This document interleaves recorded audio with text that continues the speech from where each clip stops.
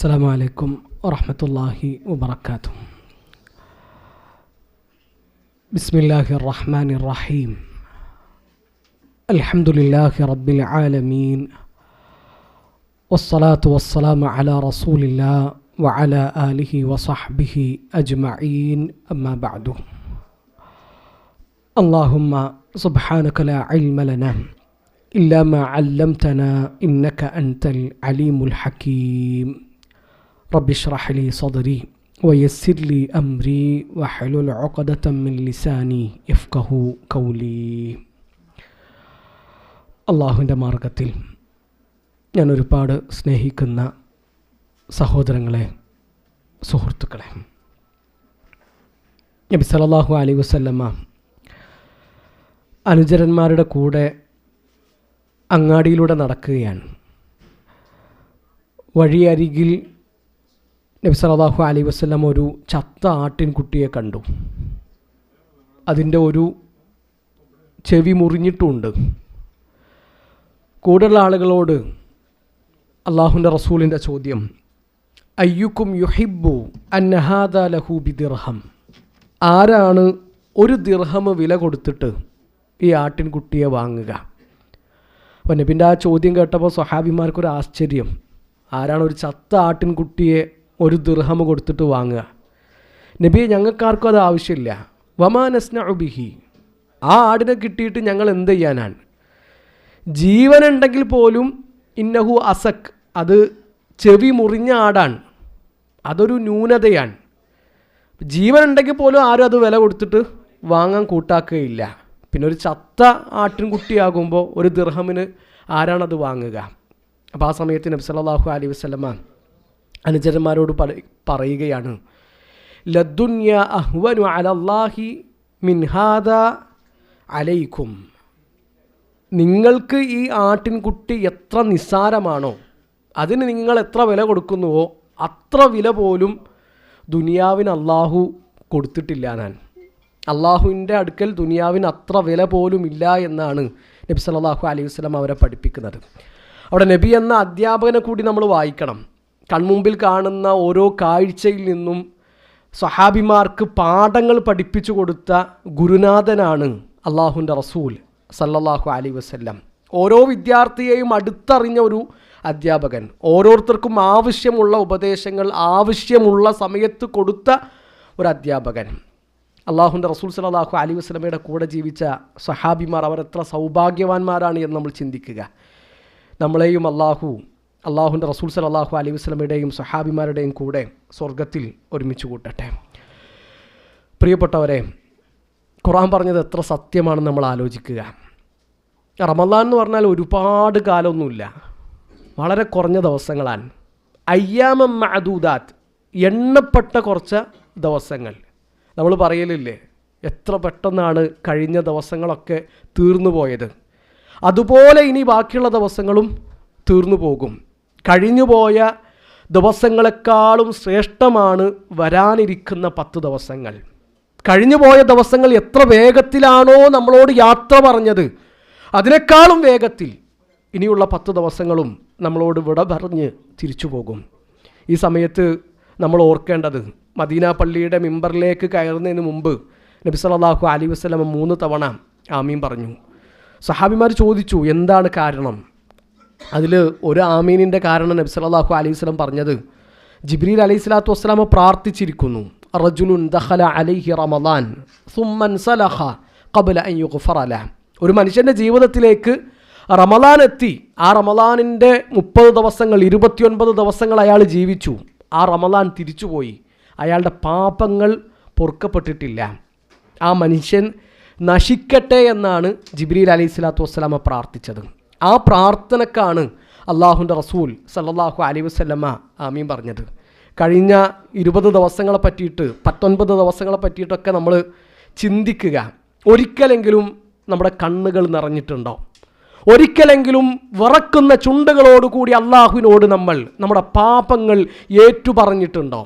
പാപക്കറകൾ കഴുകിക്കളയാനുള്ള ശ്രമങ്ങൾ നമ്മൾ നടത്തിയിട്ടുണ്ടോ? അത് വളരെ ഗൗരവത്തിൽ നമ്മളോട് ചോദിക്കേണ്ട ചോദ്യമാണ്. പ്രിയപ്പെട്ടവരെ, നബി സല്ലല്ലാഹു അലൈഹി വസല്ലമ അവസാനത്തെ 10 ആയാൽ ഷദ്ദ മിഅ്സറഹു വഅഹ്യാ ലൈലഹു വഅയ്ഖദ അഹ്ലഹു. അരമുണ്ടക്കൊന്ന് മുറുക്കി ഉടുക്കും.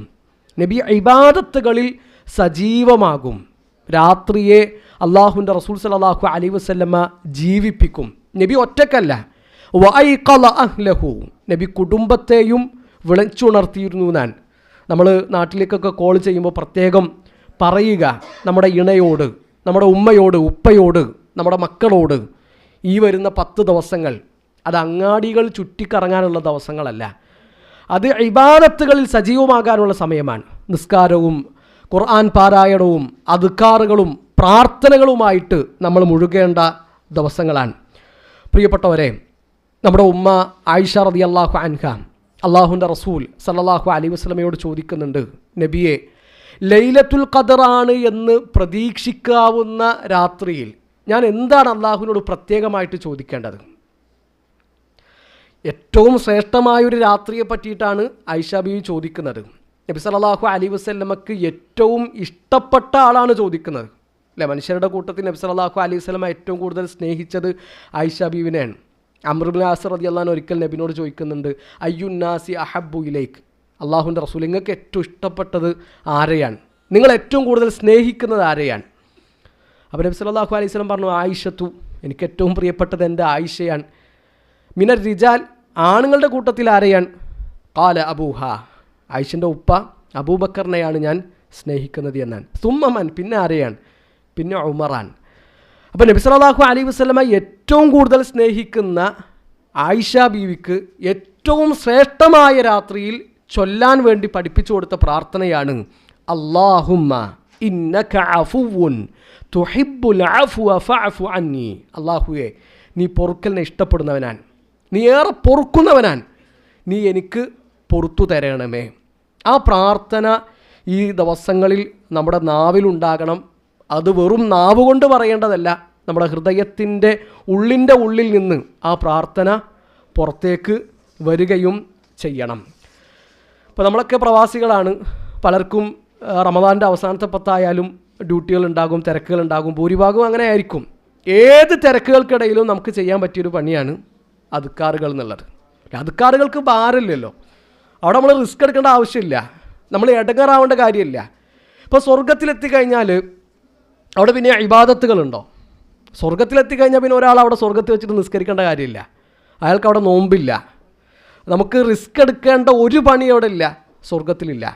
പക്ഷേ സ്വർഗക്കാരുടെ ശ്വാസോച്ഛ്വാസം അത് തസ്ബീഹുകളാണ്. നമ്മൾ പുറത്തേക്ക് വിടുന്ന ശ്വാസം തസ്ബീഹുകളാണ്. കാരണം ആ തസ്ബീഹിന് എന്തില്ല? ഭാരമില്ല. അത് വളരെ എളുപ്പത്തിൽ നടക്കുന്നൊരു സംഗതിയാണ് ദിക്റുകൾ ചൊല്ലുക എന്നുള്ളത്. ഒരു മനുഷ്യൻ ഒരു ഇബാദത്ത് ചെയ്യുമ്പോൾ എത്ര അള്ളാഹുവിനെ ഓർക്കുന്നുവോ അത്ര കൂടുതൽ അതിന് ശ്രേഷ്ഠതയുണ്ട്.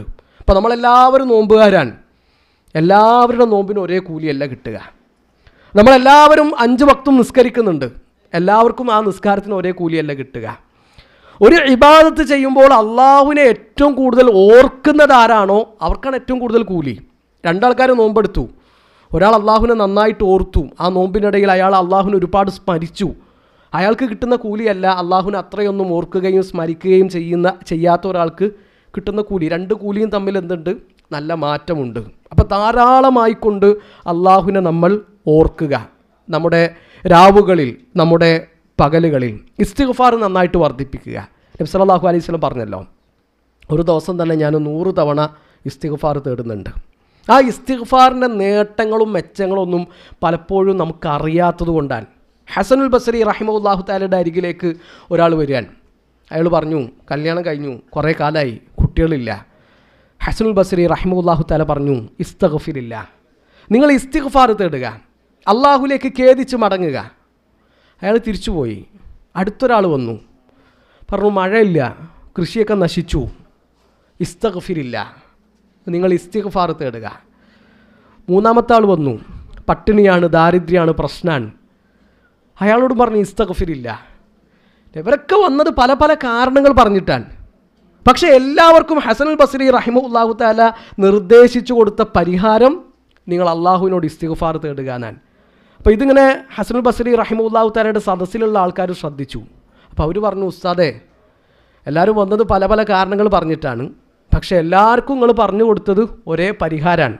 അപ്പോൾ ഹസൻ ബസ്രി റഹിമഹുല്ലാഹു തആല പറയാണ്, ഞാൻ എൻ്റെ അഭിപ്രായമായിട്ടൊന്നും പറഞ്ഞിട്ടില്ല. ഖുർആനിൽ അള്ളാഹു പറഞ്ഞല്ലോ, ഫഖുൽതു ഇസ്തഗ്ഫിറു റബ്ബക്കും ഇന്നഹു കാന ഗഫാറാ യുർസിലിസ് സമാഅ അലൈക്കും മിദ്റാറാ വയുംദിദുക്കും ബിഅംവാലിൻ വബനീന വയജ്അൽ ലക്കും ജന്നാത്തിൻ വയജ്അൽ ലക്കും അൻഹാറാ. നൂഹ് നബി അലൈഹി സ്വലാത്തു വസ്സലാം നൂഹ് നബിയുടെ ജനതയോട് പറഞ്ഞതാണത്. നിങ്ങൾ അള്ളാഹുലേക്ക് ഇസ്തിഗ്ഫാർ ചെയ്ത് മടങ്ങുക, അള്ളാഹു നിങ്ങൾക്ക് മഴയിറക്കി തരും. നിങ്ങളുടെ സമ്പത്തിൽ, നിങ്ങളുടെ കൃഷിയിൽ, നിങ്ങളുടെ മക്കളിൽ അള്ളാഹു ബറക്കത്ത് ചൊരിയും, സമൃദ്ധി നൽകും, നിങ്ങൾക്ക് നദികൾ ഒഴുക്കി തരും. അത് അള്ളാഹു പറഞ്ഞതാണ്. അതാണ് ഞാൻ അവരോട് പറഞ്ഞത് എന്ന് ഹസൻ ബസ്രി റഹിമഹുല്ലാഹു തആല കൂടെയുള്ളവർക്ക് മറുപടി കൊടുക്കുന്ന നമുക്ക് കാണാൻ പറ്റും. പ്രിയപ്പെട്ടവരെ, ഈ സമയത്ത് എൻ്റെ സഹോദരങ്ങളോട്, സുഹൃത്തുക്കളോട് എനിക്ക് ഓർമ്മപ്പെടുത്താനുള്ളത് 2 കാര്യങ്ങളാണ്. ഒന്ന്, ഈ 10 ദിവസങ്ങൾ അത് ശരിക്കും നമ്മൾ ഉപയോഗപ്പെടുത്തണം. ഒന്നാമത്തെ കാര്യം പ്രാർത്ഥന എന്നുള്ളത് തന്നെയാണ്. നന്നായിട്ട് നമ്മൾ പ്രാർത്ഥിക്കുക. ഈ 10 ദിവസങ്ങൾ ജീവിതത്തിന് ഇങ്ങനത്തെ ഒരു അവസരം നമുക്ക് കിട്ടണമെന്നില്ല. കഴിഞ്ഞ റമദാനിൽ നമ്മളെ കൂടെ ഉണ്ടായിരുന്നവരവിടെ, അവർ ഖബർസ്ഥാനുകളിലാണ്, അവർ മീസാൻ കല്ലിൻ്റെ ചുവട്ടിലാണ്, കൂരിരുട്ടിൽ കിടന്നുറങ്ങുകയാണ്. അവർക്കിപ്പോൾ നോമ്പെടുക്കാനും നിസ്കരിക്കാനും തറാവീഹിന് പങ്കെടുക്കാനും ഇഅ്തികാഫിരിക്കാനും ഉംറ ചെയ്യാനും അദ്കാറുകൾ ചൊല്ലാനുള്ള സമയമില്ല.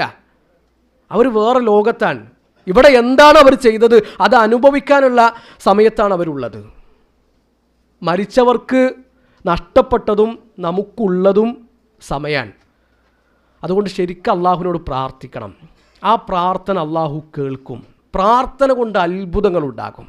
ഞാനൊരു ഉദാഹരണം പറയാം. ഉമർ ബിൻ ഖത്താബ് റളിയല്ലാഹു അൻഹു അദ്ദേഹത്തിൻ്റെ അവസാന കാലത്ത് നടത്തിയ പ്രാർത്ഥനകളിൽ ഒന്നാണ്, അല്ലാഹുമ്മ ർസുഖ്നി ഷഹാദ വൽ മൗത ഫീ ബലദി റസൂലിക്. അല്ലാഹുവേ, നീ എന്നെ ഷഹീദായിക്കൊണ്ട് മരിപ്പിക്കണമേ, നിൻ്റെ റസൂലിൻ്റെ നാട്ടിൽ വെച്ചിട്ട് നീ എന്നെ മരിപ്പിക്കണമേ. ഈ പ്രാർത്ഥനയിൽ സ്വഹാബിമാർക്ക് ഏറെ കൗതുകം തോന്നിയൊരു കാര്യം എന്താണെന്ന് വെച്ചാൽ, ഉമർ റളിയല്ലാഹു അൻഹു ഷഹീദായിട്ടാണ് മരിക്കുക എന്നുള്ള കാര്യത്തിൽ ആർക്കും സംശയമില്ല, ആർക്കും തർക്കമില്ല. കാരണം ഒരിക്കൽ നബി സല്ലല്ലാഹു അലൈഹി വസല്ലമ ഉഹദിൻ്റെ മുകളിൽ കയറിയ സമയത്ത് നബിൻ്റെ കൂടെ അബൂബക്കർ ഉണ്ട്, ഉമർ ഉണ്ട്, ഉസ്മാൻ ഉണ്ട് റളിയല്ലാഹു അൻഹും. ആ സമയത്ത് ഉഹുദൊന്ന് വിറച്ചു എന്നാണ്, ഉഹുദൊന്ന് കുലുങ്ങി. നമ്മൾ ഉഹദ് മല കണ്ടിട്ടുണ്ടാകും. നബിയും സഹാബിമാർ കയറിയ സമയത്ത് ആ ഉഹദൊന്ന് കുലുങ്ങി എന്നാണ് പറഞ്ഞത്. അപ്പോൾ നബി ഉഹദിനോട് പറയാണ്, ഉസ്ബുത്ത് യാ ഉഹദു, ഉഹദെ നീ ഒന്ന് അടങ്ങ്, അലൈക നബിയുൻ, നിൻ്റെ മുകളിലുള്ളത് ഒരു നബിയാണ്, വ സിദ്ദീഖുൻ, പിന്നെ സിദ്ദീഖാണ്, അത് അബൂബക്കർ സിദ്ദീഖ് റളിയല്ലാഹു അൻഹുവാൻ, വ ഷഹീദാൻ, പിന്നെ 2 ഷഹീദുകളാണ്, അത് ഉസ്മാൻ റളിയല്ലാഹു അൻഹുവും ഉമർ റളിയല്ലാഹു അൻഹുവാൻ. അപ്പോൾ ഉമർ റളിയല്ലാഹു അൻഹു ഷഹീദായിട്ടാണ് മരിക്കുക എന്ന കാര്യം അള്ളാഹുവിൻ്റെ റസൂൽ സല്ലല്ലാഹു അലൈഹി വസല്ലം അറിയിച്ചതാണ്. അതിൽ സഹാബിമാർക്കൊന്നും സംശയമില്ല. പക്ഷേ ഉമർ റളിയല്ലാഹു അൻഹുവിൻ്റെ പ്രാർത്ഥനയുടെ 2ാമത്തെ പാർട്ടുണ്ടല്ലോ, അതാണ് സഹാബിമാർക്ക് കൗതുകം തോന്നിയത്. എന്താ ഉമർ റളിയല്ലാഹു പ്രാർത്ഥന? വൽ മൗത ഫീ ബലദി റസൂലിക്, അള്ളാഹുവേ, നിൻ്റെ റസൂലിൻ്റെ നാട്ടിൽ വെച്ച്, മദീനയിൽ വെച്ച് നീ എന്നെ മരിപ്പിക്കണമേ എന്നാണ്. അല്ലെ, മദീനയിൽ വെച്ചുള്ള മരണത്തിന് ശ്രേഷ്ഠതയുണ്ട്. നബി സല്ലല്ലാഹു അലൈഹി വസല്ലം പറഞ്ഞു, നിങ്ങൾക്ക് നിങ്ങളുടെ മരണം മദീനയിൽ വെച്ചാക്കാൻ കഴിയുമെങ്കിൽ നിങ്ങൾ നിങ്ങളുടെ മരണം മദീനയിൽ വെച്ചാക്കുക, അഥവാ അവിടെ താമസിക്കുക. അവിടെ മദീനയിൽ വെച്ച് ഒരാൾ മരിച്ചു കഴിഞ്ഞാൽ അവർക്ക് വേണ്ടി അള്ളാഹുവിൻ്റെ റസൂൽ സല്ലല്ലാഹു അലൈഹി വസല്ലമ ഷഫാഅത്ത് പറയുന്നതാണ്, റെക്കമെൻഡ് ചെയ്യും. അപ്പോൾ ഉമർ റളിയല്ലാഹു അൻഹു ഈ പ്രാർത്ഥനയിൽ സഹാബിമാർക്കുള്ള കൗതുകം എന്താണെന്ന് വെച്ചാൽ, ഉമർ റളിയല്ലാഹു അൻഹു രാഷ്ട്രം ഭരിക്കുന്ന കാലം എന്ന് പറഞ്ഞാൽ മദീന സുശക്തമാണ്. ഒരാൾക്കും പുറത്തുനിന്ന് വന്നിട്ട് മദീനയെ ആക്രമിക്കാനുള്ള ധൈര്യമില്ല. അത്രക്കും സുരക്ഷിതമാണ് ഉമർ റളിയല്ലാഹു അൻഹു ഭരിക്കുന്ന കാലത്തെ മദീന. പിന്നെ എങ്ങനെ മുസ്ലിങ്ങളുടെ ഖലീഫ മദീനയിൽ വെച്ച് ഷഹീദാകും? അതാണ് അവരുടെ സംശയം. പക്ഷേ ഉമർ ബിൻ ഖത്താബ് റളിയല്ലാഹു അൻഹു ഷഹീദാകുന്നത് അള്ളാഹുവിൻ്റെ റസൂൽ സല്ലല്ലാഹു അലൈഹി വസല്ലമയുടെ പള്ളിയിൽ വെച്ചിട്ടാണ്. അബൂ ലുഅ്ലു എന്ന മജൂസിയായ മനുഷ്യൻ്റെ കുത്തേറ്റിട്ടാണ് ഉമർ ബിൻ ഖത്താബ് റളിയല്ലാഹു അൻഹു രക്തസാക്ഷിയാകുന്നത്. അത് ഉമർ റളിയല്ലാഹുവിൻ്റെ പ്രാർത്ഥനയ്ക്ക് കൂടി അള്ളാഹു കൊടുക്കുന്ന ഉത്തരമാണ്. അപ്പം ഞാൻ പറഞ്ഞു വരുന്നത്, നമ്മൾ പ്രാർത്ഥിക്കുകയാണെങ്കിൽ ആ പ്രാർത്ഥന കൊണ്ട് പ്രിയപ്പെട്ടവരെ വലിയ അത്ഭുതങ്ങൾ ജീവിതത്തിൽ നടക്കും, സംഭവിക്കും. ഈ 10 ദിവസങ്ങൾക്ക് വേണ്ടിയിട്ട് നമ്മൾ അള്ളാഹുവിനോട് ആത്മാർത്ഥമായിക്കൊണ്ട് പ്രാർത്ഥിക്കണം. 2ാമത്തൊരു കാര്യം, നമ്മുടെ മനസ്സുകൊണ്ട് നമ്മൾ ഉറച്ചൊരു തീരുമാനം എടുക്കണം. ഈ ദിവസങ്ങൾ മാക്സിമം ഞാൻ ഉപയോഗപ്പെടുത്തുന്നുള്ളൊരു തീരുമാനം. ആ തീരുമാനം നിഷ്കളങ്കമാണെങ്കിൽ അള്ളാഹുവിൻ്റെ സഹായം നമുക്കുണ്ടാകും. ബദറിലേക്കുള്ള സൈന്യം പുറപ്പെടുമ്പോൾ ആ സൈന്യത്തിൽ ഒരു 16കാരനുണ്ട്, ഉമൈർ ബിൻ അബി വക്കാസ് റളിയല്ലാഹു അൻഹു. ഉമൈർ റളിയല്ലാഹു അൻഹു നബിനെ കാണുമ്പോഴൊക്കെ ഇങ്ങനെ മാറി മാറി നടക്കുകയാണ്, ഒളിച്ച് നടക്കുകയാണ്. അപ്പോൾ അദ്ദേഹത്തിൻ്റെ സഹോദരൻ സഅദ് ബിൻ അബി വക്കാസ് റളിയല്ലാഹു അൻഹു ആ സൈന്യത്തിലുണ്ട്. അപ്പോൾ സഅദ് ചോദിക്കുന്നുണ്ട്, അല്ല ഉമൈറെ, എന്തിനാണ് നീ നബിയെ കാണുമ്പോൾ ഇങ്ങനെ മാറി നടക്കുന്നത്? അപ്പോൾ ഉമൈർ ബിൻ അബി വക്കാസ് റളിയല്ലാഹു അൻഹു പറഞ്ഞു, എനിക്ക് ചെറുപ്പമാണ്, ഞാനൊരു കൗമാരക്കാരനാണ്. ചിലപ്പോൾ എന്നെ കണ്ടാൽ പ്രായം തോന്നാത്തത് കൊണ്ട്, എനിക്ക് പ്രായമില്ലാത്തത് കൊണ്ട് നബി സല്ലല്ലാഹു അലൈഹി വസല്ലം എന്നെ തിരിച്ചയച്ചേക്കാം. പക്ഷേ ഈ യുദ്ധത്തിൽ പങ്കെടുക്കണമെന്നതും ഈ ബദറിൽ വെച്ച് ഷഹീദാകണമെന്നതും എൻ്റെ അടങ്ങാത്ത ആഗ്രഹങ്ങളിലൊന്നാണ്. അതുകൊണ്ട് ഈ യുദ്ധത്തിൽ എനിക്ക് എന്തായാലും പങ്കെടുക്കണം. നബി എന്നെ കാണുകയാണെങ്കിൽ ചിലപ്പോൾ നബി എന്നോട് മദീനയിലേക്ക് തിരിച്ചു പോകാൻ പറയും. അതില്ലാതിരിക്കാനാണ് നബിൻ്റെ കണ്ണ് വെട്ടിച്ചിട്ട് ഞാനിങ്ങനെ ഒളിച്ച് നടക്കുന്നത്. പ്രിയപ്പെട്ടവരെ, ബദർ കഴിഞ്ഞപ്പോൾ 14 ശുഹദാക്കളുണ്ട്. ആ 14 ശുഹദാക്കളുടെ കൂട്ടത്തിൽ ഒരു കൗമാരക്കാരനുണ്ട്, ഉമൈർ ബിൻ അബി വക്കാസ് റളിയല്ലാഹു അൻഹു. നമ്മുടെ ഉള്ളിലുള്ള ആഗ്രഹം നിഷ്കളങ്കമാണെങ്കിൽ, ആത്മാർത്ഥമാണെങ്കിൽ തീർച്ചയായിട്ടും അള്ളാഹു നമ്മളെ സഹായിക്കും. അപ്പോൾ ഒരു ഉറച്ച തീരുമാനം നമ്മൾ എടുക്കുക. ലൈലത്തുൽ ഖദറുള്ള രാത്രിയാണ് വരാനുള്ളത്. ഇന്ന അൻസൽനാഹു ഫീ ലൈലത്തുൽ ഖദർ. ലൈലത്തുൽ ഖദറിലാണ് അള്ളാഹു ഖുർആൻ ഇറക്കിയിട്ടുള്ളത്. വമാ അദ്റാക മാ ലൈലത്തുൽ ഖദർ. ലൈലത്തുൽ ഖദറിനെ പറ്റിയിട്ട് മനുഷ്യ നിനക്കെന്തറിയാം? ലൈലത്തുൽ ഖദ്രി ഖൈറും മിൻ അൽഫി ഷഹർ. അത് 1000 മാസങ്ങളെക്കാളും ശ്രേഷ്ഠമാണ്. സുബ്ഹാനല്ലാഹ്. തനസ്സലുൽ മലായികതു വറൂഹു ഫീഹാ ബിഇദ്നി റബ്ബിഹിം മിൻ കുല്ലി അംർ. മലക്കുകളും ജിബ്രീലും ഇറങ്ങുന്ന രാത്രിയാണത്. റമളാനിൻ്റെ ഒറ്റയിട്ട രാവുകളിൽ നിങ്ങൾ ലൈലത്തുൽ ഖദറിനെ പ്രതീക്ഷിക്കുക എന്ന് അള്ളാഹുവിൻ്റെ റസൂൽ സല്ലല്ലാഹു അലൈഹി വസല്ലമ നമ്മളെ ഓർമ്മപ്പെടുത്തി. ഇന്ന് അങ്ങനെയുള്ളൊരു രാത്രിയാണ്. നമ്മൾ ആ ദിവസം, ആ രാത്രി നമ്മൾ ശരിക്ക് ശ്രദ്ധിക്കുക. ഇബാദത്തുകൾ കൊണ്ട് ധന്യമാക്കാൻ നമ്മൾ പ്രത്യേകം പരിശ്രമിക്കുക. പ്രിയപ്പെട്ടവരെ, നോമ്പും ഖുർആൻ പാരായണവും ഒക്കെ നമുക്ക് സാക്ഷി പറയുന്നൊരു ദിവസം വരാനുണ്ട്. ആരും നമ്മൾ തിരിഞ്ഞു നോക്കാത്ത സമയത്ത്, സ്വന്തം ഉപ്പ പോലും നമ്മളെ പരിഗണിക്കാത്ത, നമ്മളെ ശ്രദ്ധിക്കാത്ത സമയത്ത് ഖുർആൻ നമുക്ക് വേണ്ടി ശുപാർശ പറയും. നോമ്പ് നമുക്ക് വേണ്ടി ശഫാഅത്ത് പറയും. യൗമ യഫിറുൽ മർഉ മിൻ അഖീ വ ഉമ്മിഹി വ അബീഹി വ സാഹിബതിഹി വ ബനീ ലികുല്ലി ഇംറിഹിം മിൻഹും യൗമഇദിൻ ശഅനുൻ യുഗ്നീ. ഒരു മനുഷ്യൻ ആഖിറത്തിൽ എത്ര ഒറ്റപ്പെടും, ആ ഒറ്റപ്പെടലിൻ്റെ ഭീകരത എത്രയാണ് എന്ന് ബോധ്യപ്പെടണമെങ്കിൽ നമ്മൾ ഖുർആനിലെ 80-ാം അധ്യായം സൂറത്തു അബസയിലെ അവസാനത്തെ ആയത്തുകളൊന്ന് ഓതി നോക്കിയാൽ മതി. നമ്മളെ നൊന്ത് പ്രസവിച്ച, നമുക്ക് വേണ്ടി എല്ലാം സഹിച്ച നമ്മുടെ ഉമ്മ നമ്മളെ തിരിഞ്ഞു നോക്കൂല എന്നാണ് പറഞ്ഞത്. വാപ്പ തിരിഞ്ഞു നോക്കൂല എന്നാണ് പറഞ്ഞത്. കൂടപ്പറപ്പുകൾ പരിഗണിക്കൂല എന്നാണ് പറഞ്ഞത്. വലാ യസ്അലു ഹമീമുൻ ഹമീമ. ഒരു ഉറ്റ ചങ്ങാതിയും തൻ്റെ സുഹൃത്തിനെ പറ്റി ചോദിക്കാത്ത ദിവസമാണത്. അന്ന് ഖുർആൻ വരും, അല്ലാഹുവേ, ഈ മനുഷ്യൻ എനിക്ക് വേണ്ടിയിട്ടാണ് ഉറക്കം ഒഴിച്ചത്, ആ മനുഷ്യന് നീ പുറത്തു കൊടുക്കണമേ. നോമ്പ് വരും, ആ നോമ്പ് പറയും അള്ളാഹുവിനോട്, അള്ളാഹുവേ, ഈ മനുഷ്യൻ എനിക്ക് വേണ്ടിയിട്ട് ഭക്ഷണം ഒഴിവാക്കി, വെള്ളം ഒഴിവാക്കി, അവൻ്റെ ലൈംഗിക വികാരങ്ങൾ മാറ്റിവെച്ചു, അള്ളാഹുവേ, നീ അവൻക്ക് പുറത്തു കൊടുക്കണമേ. ആ നോമ്പും ഖുർആനുമൊക്കെ റെക്കമെൻഡ് നടത്തുന്നവരുടെ കൂട്ടത്തിൽ, ശുപാർശ പറയുന്നവരുടെ കൂട്ടത്തിൽ നമ്മൾ ഉണ്ടാകുമോ എന്ന് വളരെ ഗൗരവത്തിൽ നമ്മൾ ഓരോരുത്തരും ചിന്തിക്കുക. ഇബ്നു ഹജർ റഹിമഹുല്ലാഹു തആല, നമ്മളെല്ലാവരും കേട്ട പേരായിരിക്കും, നമുക്കെല്ലാവർക്കും സുപരിചിതമായിരിക്കും. സഹീഹുൽ ബുഖാരിയുടെ ഏറ്റവും പ്രശസ്തമായ ഷർഹ്, വിശദീകരണം എഴുതിയ ഫത്ഹുൽ ബാരിയുടെ രചയിതാവാണ് ഇബ്നു ഹജർ റഹിമഹുല്ലാഹു തആല. അദ്ദേഹം കുറച്ചു കാലം മിസ്രിലെ ഭരണാധികാരിയായിരുന്നു, ഗവർണറായിരുന്നു. അദ്ദേഹം ഭരണാധികാരിയായിരുന്ന സമയത്ത്, ഖാദിയായിരുന്ന സമയത്ത് വാഹനപ്പുറത്തിങ്ങനെ യാത്ര ചെയ്യുകയാണ്. അപ്പോൾ ഭരണാധികാരി എന്ന് പറഞ്ഞാൽ സാധാരണ ഒരു വേഷമല്ലല്ലോ ധരിക്കുക, കുറച്ചൊക്കെ ഒന്ന് വിലപിടിപ്പുള്ള നല്ല മുന്തിയ വസ്ത്രമൊക്കെ ധരിച്ചിട്ടാണ് യാത്ര. അപ്പോൾ ഇദ്ദേഹത്തിൻ്റെ വാഹനത്തിൻ്റെ മുമ്പിലേക്ക് ചാടിക്കയറിയിട്ട് ഒരു ജൂതൻ, അയാളൊരു എണ്ണപ്പണിക്കാരനാണ്, അയാൾ പറഞ്ഞു, നിങ്ങളുടെ നബി കളവ് പറഞ്ഞിരിക്കുന്നു. അപ്പോൾ ചോദിച്ചു, എന്താണ് ഞങ്ങളുടെ നബി പറഞ്ഞ കളവ്? അദ്ദുന്യ സിജ്നുൽ മുഅ്മിൻ വ ജന്നത്തുൽ കാഫിർ. ദുനിയാവ് ഈമാനുള്ളൊരു മനുഷ്യന് ജയിലാണ്, കാഫിറായൊരു മനുഷ്യന് സ്വർഗ്ഗമാണ് നിങ്ങളെ നബി പറഞ്ഞിട്ടില്ലേ? അതെ, ഞങ്ങളുടെ നബി അങ്ങനെ പറഞ്ഞിട്ടുണ്ട്. പക്ഷേ ഞാൻ കാഫിറാൻ, ഞാനൊരു ജൂതനാണ്, ഞാൻ ധരിച്ച വസ്ത്രം നോക്കൂ നിങ്ങൾ, അത് മുഷിഞ്ഞിട്ടുണ്ട്, അത് കീറിപ്പറഞ്ഞിട്ടുണ്ട്, ഞാനൊരു ദരിദ്രനാണ്. ശരിക്ക് നിങ്ങൾ മുഅ്മിനാണല്ലോ, നിങ്ങൾ സുഖാഡംബരങ്ങളിലാണ്, നിങ്ങൾ നല്ല വസ്ത്രം ധരിക്കുന്നു, മുന്തിയ വാഹനത്തിൽ യാത്ര ചെയ്യുന്നു. അപ്പോൾ അങ്ങനെയാണെങ്കിൽ നിങ്ങൾ നബി പറഞ്ഞത് തെറ്റല്ലേ? ഒരു മുഅ്മിനായ മനുഷ്യന് ദുനിയാവ് ജയിലാണെന്നല്ലേ നിങ്ങൾ നബി പറഞ്ഞത്? പക്ഷേ ഇവിടെ ശരിക്കും നിങ്ങളല്ലേ സുഖങ്ങൾ അനുഭവിക്കുന്നത്. അപ്പോൾ അതിന് ഇബ്നു ഹജർ റഹിമഹുല്ലാഹു തആല നൽകുന്ന മറുപടി, ഞങ്ങളുടെ നബി പറഞ്ഞതിൻ്റെ ഉദ്ദേശം അതല്ല. ഒരു മുഅ്മിനായ മനുഷ്യൻ സ്വർഗത്തിലെത്തിക്കഴിഞ്ഞാൽ അവൻ ഈ ദുനിയാവിൽ എത്ര വലിയ സുഖങ്ങൾ അനുഭവിച്ചവനാണെങ്കിലും അവൻക്ക് തോന്നുക, ഞാൻ കഴിഞ്ഞിരുന്ന ദുനിയാവ് അതൊരു ജയിലായിരുന്നു ഞാൻ. ഇനി ഒരു കാഫിറായ മനുഷ്യൻ, അവൻ ഈ ദുനിയാവിൽ എത്ര നരകിച്ച് ജീവിച്ചവനാണെങ്കിലും നരകത്തിലെത്തിക്കഴിഞ്ഞാൽ ആ കാഫിറായ മനുഷ്യന് തോന്നുക, ഞാൻ കഴിഞ്ഞിരുന്ന ദുനിയാവ് സ്വർഗ്ഗമായിരുന്നു ഞാൻ. പ്രിയപ്പെട്ടവരെ, നമ്മൾ വിചാരിക്കുന്നതോ നമ്മുടെ മനസ്സിൽ വരക്കുന്നതോ ഒന്നുമല്ല സ്വർഗവും നരകവും എന്ന് പറഞ്ഞാൽ. ഏറ്റവും അവസാനമായിട്ട് സ്വർഗത്തിലെത്തുന്ന മനുഷ്യന് തോന്നുന്നത് എന്താണെന്നറിയോ?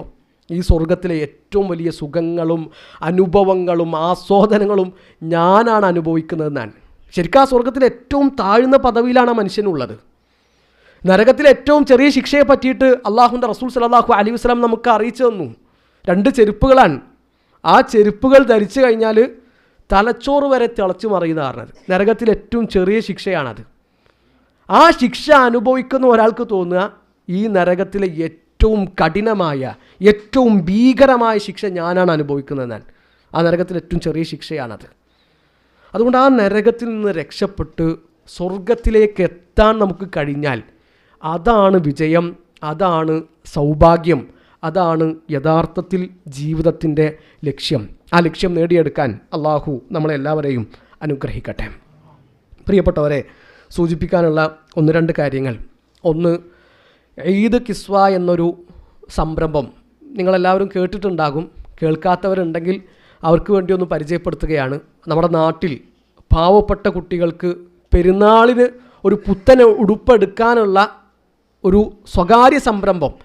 നമ്മൾ കാർഡ് കൊടുക്കുന്നു, അവർ ആ കാർഡുമായിട്ട് നിശ്ചയിക്കപ്പെട്ട ടെക്സ്റ്റൈൽസുകളിൽ ചെന്നാൽ ആരും അറിയാതെ അവർക്ക് എന്ത് ചെയ്യാം, അവിടെ നിന്ന് പുതിയ വസ്ത്രങ്ങൾ വാങ്ങിയിട്ട് പെരുന്നാൾ ആഘോഷിക്കാൻ പറ്റും. നമ്മളെ കുട്ടികളൊക്കെ നല്ല വസ്ത്രം ധരിച്ച് 2000-ൻ്റെയും 2500-ൻ്റെയൊക്കെ കുപ്പായും പാൻസൊക്കെ എടുത്ത് പോകുമ്പോൾ ഒരു 1300 രൂപയാണ് നമ്മളൊരു കുട്ടിക്ക് കണ്ടിട്ടുള്ളത്. അപ്പോൾ നമ്മളെ കൊണ്ട് കഴിയുന്നത് നമ്മളെന്ത് ചെയ്യുക, നമ്മുടെ ഓഫീസിൽ ഏൽപ്പിക്കുക. ഈദ് കിസ്വക്ക് വേണ്ടിയിട്ട് പ്രത്യേകമായിട്ട് തയ്യാറാക്കിയ ബോക്സ് നിങ്ങൾക്ക് അവിടെ കാണാൻ പറ്റും. ഓഫീസുമായിട്ട് ബന്ധപ്പെട്ടിട്ട് നിങ്ങൾക്ക് കഴിയുന്നൊരു തുക 60 റിയാലാണ് നമ്മൾ കണ്ടിട്ടുള്ളത്. ഒരു കുട്ടിക്ക് 60 റിയാലാണ് നമ്മൾ കണ്ടിട്ടുള്ളത്. അപ്പോൾ ആ ഈദ് കിസ്വ എന്നൊരു സംരംഭം നിങ്ങളുടെ മനസ്സിലുണ്ടാകണം. നമ്മൾ കാരണം ഒരു പാവപ്പെട്ടൊരു കുട്ടി സന്തോഷിക്കുകയാണെങ്കിൽ അത് വലിയ കാര്യമല്ലേ. രണ്ടാമത്തൊരു കാര്യം, നമ്മുടെയൊക്കെ നിർബന്ധമായ ബാധ്യതയായ സക്കാത്തുൽ ഫിത്തറാണ്. ഇൻഷാ അല്ലാഹ് സക്കാത്തുൽ ഫിത്തറിൻ്റെ മസാലകളും കാര്യങ്ങളൊക്കെ നമുക്ക് വേറൊരു ക്ലാസ്സിൽ വിശദമായിട്ട് പറയാമെന്നാണ് വിചാരിക്കുന്നത്. നോമ്പുകാരൻ്റെ നോമ്പിൽ വന്നിട്ടുള്ള പ്രശ്നങ്ങൾ, അപാകതകൾ, അതൊക്കെ പരിഹരിക്കാനുള്ള ഒരു മാർഗ്ഗമാണ് സക്കാത്തുൽ ഫിത്തർ എന്നുള്ളത്. എല്ലാവരും ഒന്ന് കുറച്ചും കൂടി ഒന്ന് അടുത്തിരിക്കണം. ഇന്നിപ്പോൾ പുറത്ത് ഇരിക്കാൻ സൗകര്യം ഇല്ലാത്തതുകൊണ്ട് കുറച്ചുകൂടി ഒന്ന് അഡ്ജസ്റ്റ് ചെയ്തിരിക്കുകയാണെങ്കിൽ കുറച്ചും കൂടി നന്നായിരിക്കും ഇൻഷാ അല്ലാഹ്. ബാക്കി പുറത്ത് നിൽക്കുന്ന ആൾക്കാർക്ക് കൂടി ഒരു സൗകര്യമായിരിക്കും അത്. അപ്പോൾ സക്കാത്തുൽ ഫിത്തർ ഇവിടെ നമ്മൾ ശേഖരിക്കുന്നുണ്ട്. സക്കാത്തുൽ ഫിത്തറിൻ്റെ ബോക്സ് റെഡിയാണ്. ഒരാൾക്ക് 20 റിയാലാണ് നമ്മൾ കണ്ടിട്ടുള്ളത്. നമ്മളെവിടെയാണ് നോമ്പെടുക്കുന്നത് അവിടെയാണ് നമ്മൾ സക്കാത്തുൽ ഫിത്തർ കൊടുക്കേണ്ടത്. അപ്പോൾ നമ്മൾ നാട്ടിലേക്ക് അയച്ചു കൊടുക്കുകയല്ല വേണ്ടത്, നമ്മളിവിടെ കൊടുക്കുകയാണ് വേണ്ടത്. നാട്ടിലേക്ക് അയച്ചു കൊടുത്താൽ അത് വീടൂല എന്നുള്ള പ്രശ്നമൊന്നുമില്ല, എന്നാൽ നമ്മൾ ഇവിടെ കൊടുക്കുകയാണ് ഏറ്റവും നല്ലത്. അതാണ് നമ്മൾ ചെയ്യേണ്ടത്. അപ്പോൾ 20 റിയാലാണ് ഒരാൾക്ക് നമ്മൾ സക്കാത്തുൽ ഫിത്തറായിട്ട് കണ്ടിട്ടുള്ളത്. അത് നിർബന്ധമായിട്ടും എല്ലാവരും കൊടുക്കേണ്ടതാണ്. അത് പണമുള്ളോ കൊടുക്കുക, ഇല്ലാത്തോ കൊടുക്കുക, അങ്ങനെയല്ല. ഫക്കീറല്ല, മിസ്കീനല്ല എങ്കിൽ എന്ത് ചെയ്യണം, അവർ നിർബന്ധമായിട്ട് കൊടുക്കേണ്ട ബാധ്യതയാണ് ആ 20 റിയാൽ എന്നുള്ളത്. പെരുന്നാളിൻ്റെ ദിവസം പട്ടിണി അനുഭവിക്കുന്ന ഒരാളും ഉണ്ടാകരുത് എന്നതാണ് സക്കാത്തുൽ ഫിത്തറിൻ്റെ ലക്ഷ്യം. അപ്പോൾ മാസം കണ്ടു കഴിഞ്ഞിട്ടാണ് നമ്മളത് വിതരണം ചെയ്യുക. ഇപ്പോൾ നമ്മൾ എന്ത് ചെയ്യും, ആ ക്യാഷ് കളക്ട് ചെയ്യും. അതിൻ്റെ ഒരു സമയമാണിത്. അപ്പോൾ 20 റിയാൽ ആ ഒരു തുക നിങ്ങളുടെ മനസ്സിലുണ്ടാകണം. അതും കൂടി ഓർമ്മപ്പെടുത്തുകയാണ്. ഇൻഷാ അല്ലാഹ് നമ്മൾ നേരത്തെ സൂചിപ്പിച്ച പോലെ ഇനിയുള്ള ദിവസങ്ങൾ സജീവമായിട്ട് ഇബാദത്തുകളിലും അള്ളാഹുലേക്ക് അടുക്കാനും ഒക്കെയുള്ള ശ്രമങ്ങളുമായിട്ട് നമ്മൾ മുന്നോട്ട് പോവുക. അള്ളാഹു നമ്മളെല്ലാവരെയും അതിന് സഹായിക്കട്ടെ. നമ്മുടെ വീഴ്ചകൾ അള്ളാഹു നമുക്ക് പുറത്തു തരട്ടെ. നമ്മളെല്ലാവരെയും അള്ളാഹുവിൻ്റെ സ്വർഗത്തിൽ ഒരുമിച്ച് കൂട്ടട്ടെ.